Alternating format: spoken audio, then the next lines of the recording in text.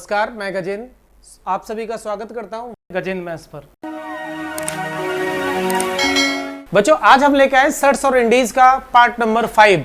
अभी तक हमने 4 पार्ट पढ़ाए हैं नए नए कॉन्सेप्ट के साथ। आज आप देखेंगे बहुत ही यूनिक तरीके से हम क्वेश्चंस को सॉल्व करेंगे। एक विशेष पैटर्न पर डिजाइन किए गए सवाल हैं। जैसा कि आपने देखा था कि मैं हर वीडियो में कुछ नए से नया कोई ना कोई एक यूनिक पैटर्न लेके आता हूं। आज भी कुछ नया पैटर्न लेके आया हूं। जनरली आज हम बात करेंगे जो क्वेश्चंस हैं हमारे वो स्क्वायर रूट सीरीज पर बेस्ड है, यानी मल्टीपल स्क्वायर सर्ट्स लग रहे हैं। ये जो हमारे क्वेश्चंस होते हैं इसमें प्लस वाला भी आता है, माइनस वाला भी आता है, मल्टीप्लाई वाला भी आएगा और डिवाइड वाला भी आएगा। तो एक एक करके हम पैटर्न के हिसाब से समझते जाएंगे। सबसे पहले मैं स्टार्ट करता हूं। हमारा क्वेश्चन है एडिशन और सब्सट्रैक्शन बेस्ड, यानी हम लेंगे सबसे पहले इन्हें ऐसी सीरीज जिसमें मल्टीपल सर्ट्स हो, यानी बहुत सारी करनी हो, और ये टर्म कहां तक जाता है, अप टू इन्फिनिटी तक जाता है। तो इसके आंसर के लिए क्या करेंगे, दोनों तरीके हैं। पहले कॉन्सेप्ट है, फिर इसकी ट्रिक है। ट्रिक का आप यूज करेंगे तो सिर्फ और सिर्फ 1 सेकंड में इसका आंसर आएगा। क्लियर? तो मैं ट्रिक से पहले बता देना चाहता हूं कि इसका एक्चुअल में कॉन्सेप्ट है क्या। बच्चे ट्रिक जानते हैं, बहुत सारे बच्चों ने ये सीख रखा है, लेकिन मैं आज इसकी एक्चुअल रियलिटी बताना चाहूंगा कि ये सवाल है क्या, क्यों ऐसा होता है कि हम ट्रिक का यूज करते हैं और आंसर आ जाता है। जनरली इस सवाल को पहले कॉन्सेप्ट से समझते हैं। मान लो कि मैं यहां पर इसे ऐसे समझाता हूं। नेक्स्ट स्लाइड ले लेते हैं एक। ये समझो, जैसे ये क्वेश्चन था 6 + 6 अप टू इन्फिनिटी। मान लो ऐसा कोई भी नंबर जो बार बार रिपीट होता है, सर्ट्स के स्क्वायर रूट के अंदर है और इन्फिनिटी तक जाता है। इस सवाल को सॉल्व करने के लिए हम क्या करेंगे, हम इसको लेट कर लेंगे। Let x equals to this number, यानी इसको पूरे को हम x मान लेंगे। क्लियर? इस पूरे को x मान लेते हैं। ठीक है, फिर इसका क्या करेंगे, स्क्वायरिंग बोथ साइड, दोनों तरफ स्क्वायर करेंगे इसका, स्क्वायरिंग बोथ साइड। तो यहां से बन जाएगा x² इक्वल्स टू, देखो जब इसका हम स्क्वायर करेंगे, ध्यान से समझेंगे, जब इसका स्क्वायर करते हैं तो ये स्क्वायर क्या करेगा, एक स्क्वायर रूट को कैंसिल कर देगा। क्लियर? एक स्क्वायर रूट को कैंसिल कर देगा तो ये 6 स्क्वायर रूट से फ्री हो जाएगा। 6 प्लस, अब वापस क्या बच गया, ये फिर से यही बच गया जो x की वैल्यू हमने मानी थी, अंडर रूट में x प्लस रूट √6 + √6 + √6, यानी वही फॉर्मेशन आपको फिर से नजर आ रही है। तो हम कह सकते हैं ये x फिर से हमें दिखाई दे रहा है। क्लियर? अब इसको सॉल्व करना है, और ये क्या है आपके पास में, ये क्वाड्रेटिक इक्वेशन है। क्वाड्रेटिक इक्वेशन मतलब x² - x - 6 = 0। आपने बहुत अच्छे से 10th क्लास में पढ़ी होगी क्वाड्रेटिक इक्वेशन, लीनियर इक्वेशन किस तरीके से सॉल्व की जाती हैं। जब भी हाईएस्ट पावर 2 हो जाती है तो उसे हम क्वाड्रेटिक यानी द्विघात समीकरण कहते हैं। अब इसके जो सॉल्यूशन आएंगे, जो इसकी वैल्यू आएंगी, वो भी क्या आएंगी, 2 आएंगी। जब हम इसको सॉल्व करते हैं तो क्या आता है, इसके हमें फैक्टर करने होते हैं, यानी इसका फैक्टर करेंगे तो ये आ जाएगा x² - 3x + 2 - 6 = 0। ठीक है, यानी a का और c का मल्टीप्लाई करते हैं, फिर उसके फैक्टर में तोड़ते हैं जिनका मान b के बराबर होना चाहिए। यानी जनरल इक्वेशन होती है इसकी ax² + bx + c = 0। इससे कंपेयर करके हमने इसके फैक्टर कर लिए। क्लियर? अब इसमें से कॉमन निकालते हैं, x - 3 आ जाएगा, प्लस यहाँ से आ जाएगा ये 2x रहेगा, यहाँ से 1 कॉमन आएगा, यहाँ से आ जाएगा, कब 1 नहीं आएगा बेटा, 2 कॉमन आएगा, 2 आ जाएगा, तो ये हो जाएगा x - 3, यानी हमने +2 का कॉमन लिया है। यहाँ से आप देखेंगे x - 3 फिर से कॉमन हो जाएगा, यानी x - 3 और ये हो गया x + 2। मैं बहुत जल्दी से बता दे रहा हूँ क्योंकि बच्चों को ये आता होगा क्वाड्रेटिक इक्वेशन को कैसे सॉल्व करते हैं। अब क्या करते हैं, इनके = 0 रखेंगे, इसके = 0 रखेंगे, यानी x - 3 = 0 पुट करेंगे तो आ जाएगा x का मान 3। ऐसे इधर रखेंगे x + 2 = 0, तो x का मान आ जाएगा -2। यानी ये जो इक्वेशन थी हमारी क्वाड्रेटिक, इसके 2 रूट मिले, हमें 2 आंसर मिले, एक मिला 3 और एक मिला -2, एक मिला 3, एक मिला -2। तो इसके जो आंसर होते हैं हम डायरेक्ट जो करते हैं वो देखो क्या होता है, जो बड़ा फैक्टर होता है उसका वो आंसर बन जाता है। आपने बहुत सारे अलग अलग प्लेटफॉर्म पर देखा होगा कि हम फटाफट से करा रहे हैं, इसका आंसर कैसे आ रहा है, इस तरीके से मिलता है। यानी कॉन्सेप्ट ये है जो मैंने अभी बताया है, क्वाड्रेटिक इक्वेशन बना के इसे सॉल्व किया जाता है, और इसका डायरेक्ट आंसर चाहिए तो इसके अंदर जो वैल्यू रिपीट हो रही है बार बार, ये जो वैल्यू रिपीट हो रही है, इस वैल्यू के आपको क्या करने हैं, 2 कंसेक्यूटिव फैक्टर करने हैं। ध्यान रखेंगे क्या करेंगे, to consecutive factor. Consecutive factor का मतलब होता है दो लगातार गुणनखंड, यानी 6 के अगर गुणनखंड की बात करते हैं तो कंसेक्यूटिव फैक्टर क्या होंगे आपके 2 × 3 होंगे, 2 × 6। अगर दो कंसेक्यूटिव फैक्टर आसानी से बन जा रहे हैं तो आंसर हमेशा क्या रहेगा, आंसर उसका बड़ा वाला फैक्टर रहेगा। कब, जब अगर बीच में प्लस आया है। क्लियर, बीच में प्लस आया तो आंसर क्या हो जाएगा इसका बड़ा फैक्टर 3। क्लियर, अगर बीच में माइनस आया है तो आंसर क्या हो जाएगा इसका छोटा फैक्टर। तो इस वाले का आंसर क्या हो जाएगा छोटा फैक्टर। फिर से सुन लो सारी बातें मैंने बताया, नोट करके आप इस बात को लिख सकते हो। सबसे पहले क्या करना है, अगर फॉर्मेशन ऐसी दे रखी है ये x + x + x, ठीक है, अप टू इन्फिनिटी, या फिर x प्लस की जगह माइनस दे रखा है, तो आपको करना क्या है, इस x के दो कंसेक्यूटिव फैक्टर करने हैं। मान लो a1 और a2, a1 और a2 दो कंसेक्यूटिव फैक्टर करने हैं। अगर बीच में साइन है प्लस का, if sign is positive, sign is positive, then answer will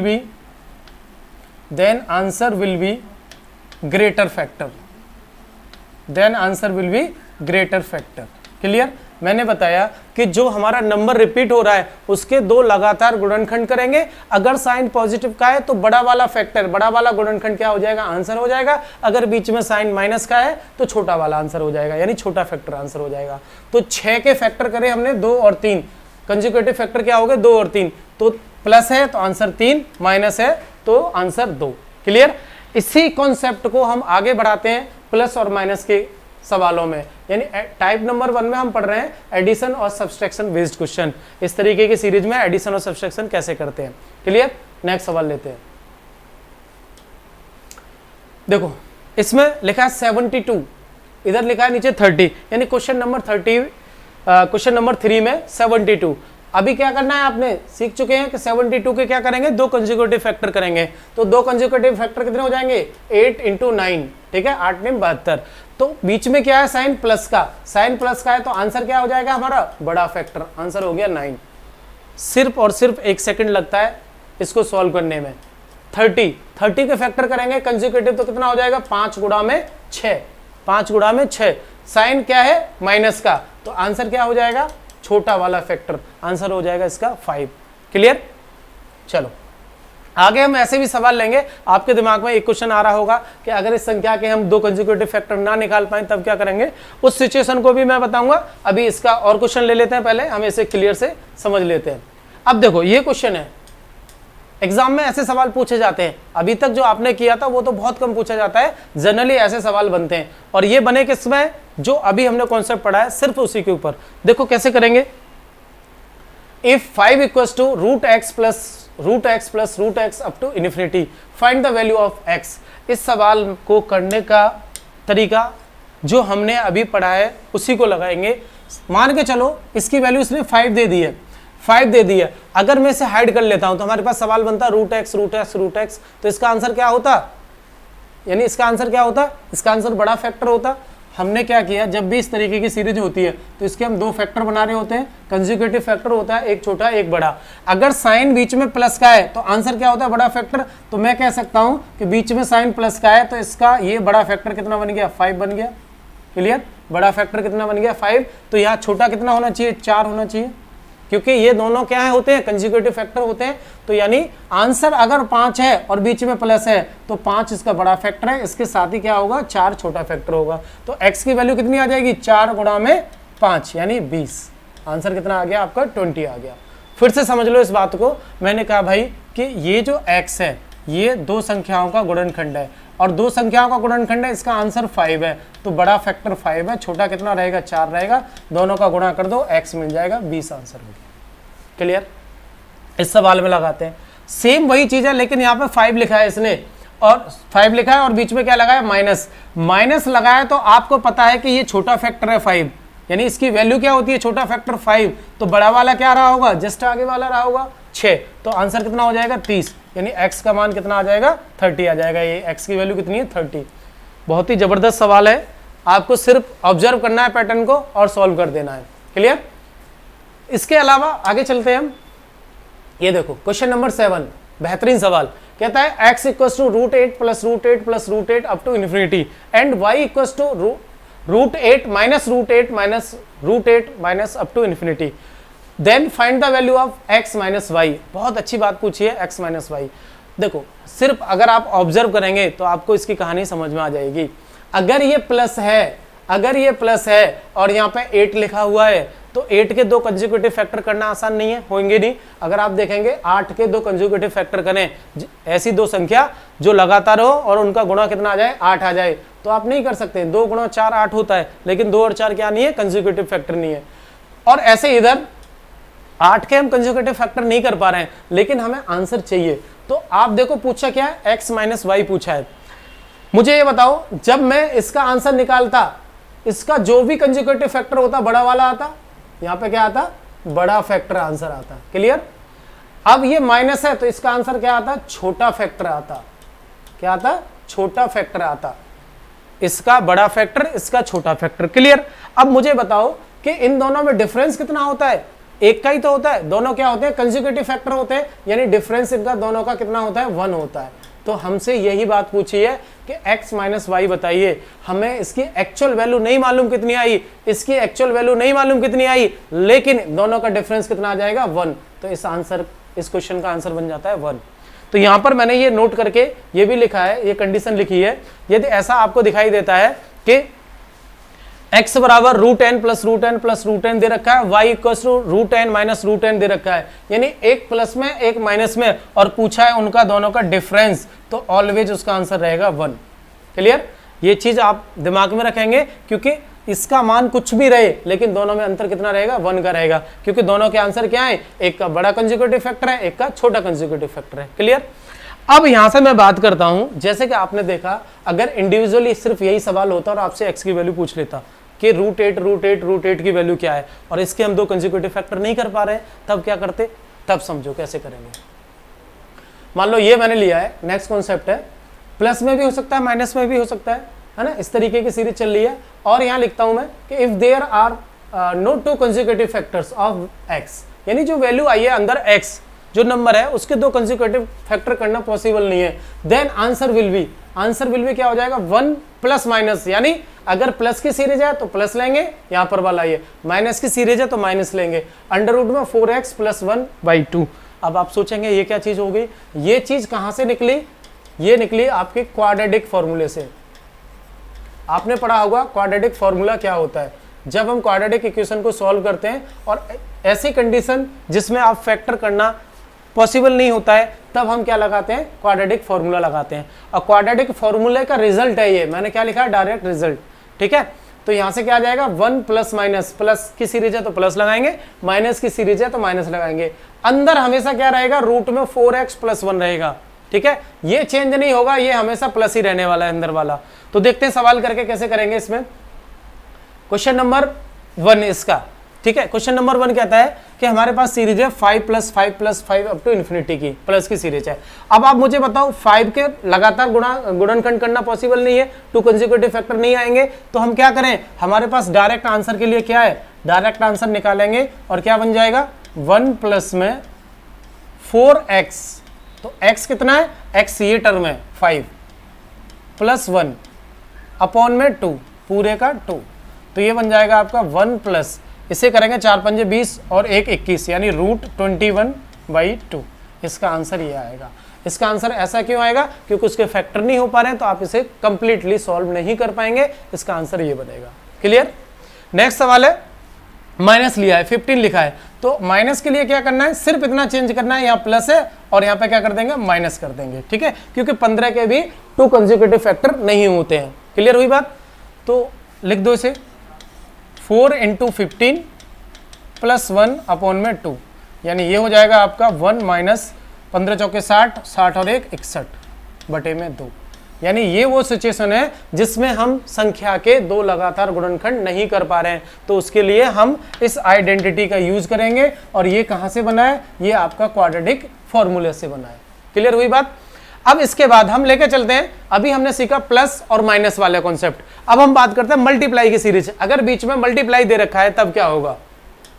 next, next type number 2 और मल्टीप्लिकेशन बेस्ड। टाइप नंबर 2 में मल्टीप्लिकेशन बेस्ड क्वेश्चन करेंगे। देखो जब भी हम मल्टीप्लिकेशन की बात करते हैं तो इसमें 2 तरीके के क्वेश्चन बनते हैं। कितने तरीके के बनते हैं? 2 तरीके के। कैसे कैसे बनेंगे? पहले तरीके का होता है कि सीरीज जो होती है वो अनंत तक जाती है, यानी इन्फिनिटी तक जाती है। पहली सीरीज इन्फिनिटी तक जाती है और दूसरी जो सीरीज होती है वो एक फिक्स्ड टर्म तक जाती है। फिक्स्ड टर्म होते हैं उसमें, यानी यहां तो अनंत तक चल रहा है, ये डॉट डॉट डॉट करके इन्फिनिटी लग रहा है, तो मतलब सीरीज हमारी अनंत तक जा रही है। और दूसरा टाइप होता है कि उसमें कुछ निश्चित टर्म होते हैं। ठीक है, तो दोनों को सॉल्व करने का तरीका क्या है कि जब भी हम इसको सॉल्व कर रहे होते हैं तो इसका आंसर सभी को मालूम है कि जिसके ऊपर रूट लगा हुआ जो वैल्यू है वही इसका इटसेल्फ आंसर है। अगर हम आंसर की बात करेंगे तो इसका आंसर कितना है? 7 है। क्लियर? कैसे आता है मैं ये समझा देता हूं, इसका कॉन्सेप्ट क्या है। ट्रिक ज्यादातर बच्चों को आती है लेकिन कॉन्सेप्ट में कभी कभी दिक्कत कर जाते हैं, तो मैं समझाता हूं इसका कॉन्सेप्ट क्या है। ध्यान से देखेंगे फिर से वही बात कि हम इसको मानेंगे x, पूरे के पूरे को क्या मान लेंगे? x। देखो मैंने मान लिया x इक्वल्स टू कितना है ये अंडर रूट में 7 into 7 into 7 up to infinity. Clear? फिर क्या करते हैं? टेकिंग स्क्वायर बोथ साइड, दोनों तरफ स्क्वायर ले लिया तो ये बन जाएगा एक्स स्क्वायर। क्लियर? अब इसका स्क्वायर लेंगे तो यहाँ से क्या हो जाएगा? ये कैंसिल आउट हो जाएगा और यहाँ से बचेगा ये 7, फिर से ये आ रहा है पूरा, क्या बन गया? x, तो क्या बन जाएगा? 7x। क्लियर? अब इस x से ये स्क्वायर हट गया तो x का मान कितना आ गया? 7 आ गया। यानी जिस नंबर पर स्क्वायर रूट लगे हैं मल्टीप्लाई की सीरीज है, इन्फिनिटी तक जा रही है, तो उसका आंसर क्या आ जाता है? जो नंबर है वही इटसेल्फ आंसर हो जाता है। तो इसका आंसर कितना हो जाएगा? 7 हो जाएगा। क्लियर? दूसरे सवाल में देखेंगे फिर से सीरीज क्या जा रही है। पहले आपको ये देख लेना मल्टीप्लाई है तो कौन सा टाइप की सीरीज है, इन्फिनिटी वाली है या किसी फिक्स टर्म वाली है। इन्फिनिटी वाली सीरीज है तो उसका आंसर वही हो जाएगा जिसके ऊपर ये सर्ट्स लगा रखे हैं, यानी आंसर हो जाएगा इसका 13। क्लियर? नेक्स्ट सवाल, इसी को यूज करना है। देखो बड़ा जबरदस्त सवाल है, देखना है कि अभी जो हमने सीखा है उसी को यूज करके कैसे इस सवाल को करते हैं। बहुत अच्छा सवाल है, 1-2 एग्जाम में आया हुआ है, प्रीवियस ईयर का क्वेश्चन है। कहता है कि if √7 up to infinity equals to 343 की power y minus 1, then what is the value of y। आपसे पूछ रहा y का मान क्या होगा। अब शुरू से लेके अब तक आपने जितने नियम सीखे हैं सर्ट्स और इंडीज की क्लास में, देखो मैंने बताया कि जब भी कोई चीज पावर में दे रखी है तो हमें क्या करना पड़ेगा? बेस सेम करना पड़ेगा, क्योंकि y पावर में है तो हमें क्या करना पड़ेगा? बेस सेम करना पड़ेगा। अगर बेस सेम है तो पावर सेम हो जाती है। क्लियर? अब इसको सॉल्व आप कर सकते हैं, इसका आंसर 7 है, आपको सबको मालूम हो गया कि इसका आंसर कितना? 7। तो 7 इक्वल्स टू कितना आ जाएगा? 343 की पावर y माइनस 1 कितना आ जाएगा? 7 इक्वल्स टू 343 की पावर y माइनस 1। क्लियर? इसे हम पावर में 1 लिख सकते हैं। क्या लिख सकते हैं? पावर में 1 लिख सकते हैं। अब बेस हमें सेम करना है, बेस 7 है तो ये भी क्या है? 7 की पावर है, यानी इसे हम लिख सकते हैं 7 की पावर 3। 7 की पावर 1 इक्वल्स टू ये लिखा हुआ है 7 की पावर 3 y माइनस 1। अब ये 3 बाहर निकल जाएगा तो ये बन जाएगा बेस सेम रह जाएगा 1 equals to 3 into y minus 1। Clear? आगे से सॉल्व करेंगे तो ये बन जाएगा 1 इक्वल्स टू 3y माइनस का 3। ठीक है, इस -3 को इधर ला देंगे, जुड़ जाएगा तो ये हो जाएगा 4 और y की वैल्यू आ जाएगी 4/3 और यही इस सवाल का आंसर हो जाएगा। तो आपने देखा कि जो कॉन्सेप्ट था उसका कैसे यूज करते हैं हम नेक्स्ट सवालों में, यानी अगर सवाल की थोड़ी सी लेवल बढ़ता जाता है तो किस तरीके से कॉन्सेप्ट को यूज होता है। क्लियर? अब हमने इसका नोट दे दिया कि यदि ऐसा है तो क्या आ जाएगा? आंसर हमारा ए आ जाएगा, यानी जो संख्या है वही हमारा आंसर बन जाएगी। क्लियर? आगे हम देखते हैं दूसरा टाइप, मल्टीप्लाई का दूसरा टाइप। पहला टाइप तो ये हो गया, दूसरा टाइप इसका। दूसरा टाइप के क्वेश्चन ये है, यानी ये कहता है कि अगर हमारे पास ये सीरीज किसी फिक्स टर्म तक जाती है, इन्फिनिटी तक नहीं जाती है, फिक्स तक जाती है, तो हम क्या करेंगे? इसको निकालने के लिए जैसा कि अभी मैंने कॉन्सेप्ट बताया था, कॉन्सेप्ट भी है, समझा चुका हूं। डायरेक्ट हम कैसे करेंगे? इसके लिए डायरेक्ट फॉर्मूला होता है। डायरेक्ट फॉर्मूला क्या होता है ये देख लो, नोट करके मैंने लिखा हुआ है, if x equals to √a, यानी यहां पर कितने टर्म दिखाई दे रहे हैं आपको? ये टर्म आपको 4 दिखाई दे रहे हैं। 4 टर्म दिखाई दे रहे हैं, तो इसका आंसर बन जाता है x की वैल्यू जो निकलेगी a की पावर, ये a की होल पावर है, आप क्या समझेंगे इसे, ये a की होल पावर है, ये बन जाएगा 2 की पावर n माइनस 1 अपॉन में 2 की power n, where n equals to, n क्या है, n equals to number of terms, जहां पर n की वैल्यू क्या है कि जितने टर्म आए वो n है। क्लियर?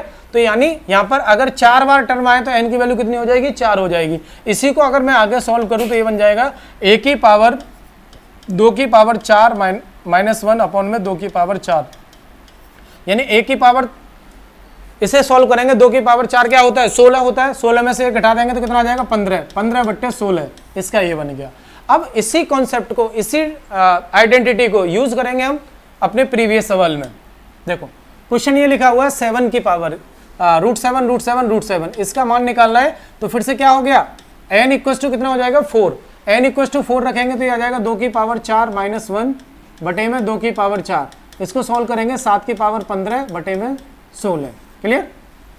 सेम तरीके से इस सवाल को सॉल्व करेंगे, यहाँ पर क्या किया है, n की वैल्यू बढ़ा दी है, n की वैल्यू कितनी कर दी है, 5 कर दी है, तो ये हो जाएगा आपका 32 की पावर 2 की पावर कितना, 5 माइनस 1 अपॉन में 2 की पावर 5। क्लियर? आंसर बन जाएगा 32। 2 की पावर 5 कितना होता है, 2 की पावर 5 32 होता है, 32 में से 1 घटाएंगे तो कितना रह जाएगा, 31 बटे 32, ये सवाल का आंसर हो जाएगा। तो आपने सीखा, हमने प्लस वाली सीरीज, माइनस वाली सीरीज और मल्टीप्लाई वाली सीरीज कर ली है। इसके अलावा जो चौथी सीरीज है वो बचती है आपकी डिवीजन वाली, यानी डिवाइड करने वाली सीरीज होती है। तो देखते हैं डिवाइड में क्या कॉन्सेप्ट रहेगा। डिवाइड, नेक्स्ट टाइप नंबर 3 आपका डिवीजन बेस्ड। ठीक है, डिवीजन बेस्ड सीरीज को हम करेंगे, तो इसमें कहता है, ये सीरीज है हमारे पास √7 divided by √7 divided by √7 up to infinity, what is the value of this. तो इसको सॉल्व करने के लिए फिर से मैं दोनों चीज बताऊंगा, एक इसकी ट्रिक है और एक इसका कॉन्सेप्ट है। अगर मैं ट्रिक की बात करता हूं तो इसका डायरेक्ट आंसर जो होता है वो डायरेक्ट आंसर होता है, जो भी नंबर है, देखो मैंने लिखा हुआ है, मैं बता देता हूं आपको। डायरेक्ट आंसर क्या होता है, अगर इस फॉर्मेट में है डिवाइड के में, तो जो नंबर है उसी पे क्या हो जाता है, उसका आंसर हो जाता है क्यूब रूट। आंसर क्या हो जाएगा, क्यूब रूट, यानी डायरेक्टली आप क्या कर देंगे, उसका क्यूब रूट कर देंगे और आंसर मिल जाएगा। यानी कहने का मतलब ये आता है, यहाँ से ये 7 है तो आंसर क्या हो जाएगा इसका, 7 का क्यूब रूट, 7 का क्यूब रूट, या फिर ऐसे लिख सकते हैं 7 की पावर 1/3, इसका आंसर है। इसकी हम वैल्यू निकालना चाह रहे हैं तो इसका आंसर क्या हो जाएगा, 13 की पावर 1/3, या फिर लिख सकते हैं cube root of 13। Direct answer आपने ये निकाल लिया। अब ये डायरेक्ट आंसर बना कैसे, मैं ये समझाना चाहूंगा, जैसे कि मैंने इससे पहले प्लस में भी समझाया, माइनस में भी और मल्टीप्लाई में भी। इसका कॉन्सेप्ट क्या है, तो कॉन्सेप्ट मैं इधर ही बता देता हूं, ध्यान से देखेंगे कि ये ऐसा हुआ क्यों। देखो मैंने इसको x मान रखा है, x बराबर कितना है, ये √7 divided by √7 up to infinity. Clear? अब इसका मैं स्क्वायर करता हूं दोनों तरफ, स्क्वायरिंग बोथ साइड, दोनों तरफ इसका स्क्वायर करूंगा तो ये बन जाएगा x² इक्वल्स टू, ये कट जाएगा तो यानी 7 डिवाइडेड बाई कितना, फिर से x, ये x है, फिर से x बन गया। क्लियर? इसको लिखा जा सकता है x² इक्वल्स टू 7 बटे में x, 7 बटे में x, क्रॉस मल्टीप्लाई करूंगा तो ये बन जाएगा x की पावर 3 बटे में 7। क्या बन गया, x की पावर 3 बटे में, x की पावर 3 इक्वल्स टू 7। अब यहाँ से x करना है यानी 3 हटाना है तो क्या चला जाएगा, 7 की पावर 1/3, और इसी को कहते हैं हम क्यूब रूट ऑफ 7। यानी जो हमारा कॉन्सेप्ट है वही है, जो ट्रिक हम बता रहे हैं वो क्या है, कॉन्सेप्ट है एक्चुअली में। तो हम इस तरीके से सवाल को सॉल्व कर पा रहे हैं। क्लियर? तो आपने देखा आज की क्लास में हमने जो स्क्वायर रूट वाली सीरीज होती थी जो हमेशा परेशान करती हैं, इसको मैंने एकदम बेसिक से कॉन्सेप्ट के साथ, ट्रिक के साथ, दोनों तरीके से बता रखा है। अब आप क्या करेंगे, इसे अच्छे से पढ़ने के बाद में क्वेश्चन कैसे अप्लाई करते हैं वो आप सीख चुके हैं, सब कुछ यूज करेंगे। ठीक है, तो मैंने कोशिश की है कि 5 पार्ट में मैंने पूरा सर्ट्स और इंडीज 5 पार्ट में खत्म किया है, और लगभग सारे सवाल मैंने इसमें कंप्लीट कर दिए हैं, सारे ट्रिक्स, सारे कॉन्सेप्ट, सब कुछ कंप्लीट कर दिया है। आई होप आपको मजा आया होगा पढ़ने में। ठीक है, ऐसे ही हमारी वीडियोस देखते रहिए, बने रहिए हमारे चैनल के साथ में। Thank you.